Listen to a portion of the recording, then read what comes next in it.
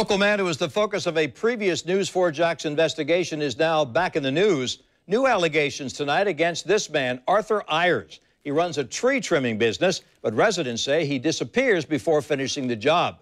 Our investigation led to Ayers being convicted and sentenced to prison back in 2011. Channel 4's Arthur Ayers is joining us live on the west side, where a woman says this past weekend she gave Ayers money for work that was not finished. Eric, what else did this woman tell you? Well, she is telling me that this past Saturday, she was in her front yard when Ayers had basically approached her and said, "Hey, I would like to trim your tree." She says that he offered to trim the tree, and as you can see, he did start on the tree, but said that he needed a deposit to finish the job. So she ended up giving him hundreds of dollars. She said he took the money and never came back. Elva Fulcher says on Saturday she was in her front yard when Arthur Ayers drove up and offered to trim the tree in front of her house. And I said, yeah, I'd like to have about 3 limbs taken off. So he took those off. Then he wanted more.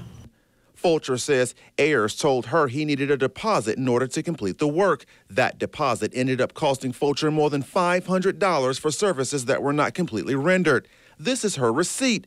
We told Fulcher and her family that Ayers had been under previous investigation for similar allegations. And my daughter kept calling and said, "Mother, I told you not to do that. I told you to let me always handle your business."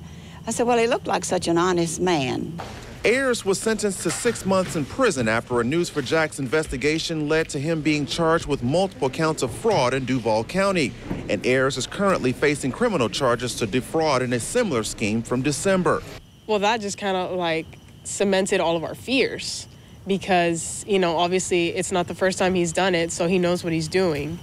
And I mean, I guess you can call him like a career scammer. Now, police told Fulcher she would have to go legally after Ayers in claims court. He was just arrested yesterday for a probation violation, which is unrelated to this alleged scam. We did try to contact his wife, but she did not return our phone calls. Reporting live on the west side, Arthur Ayers, Channel 4, the local station.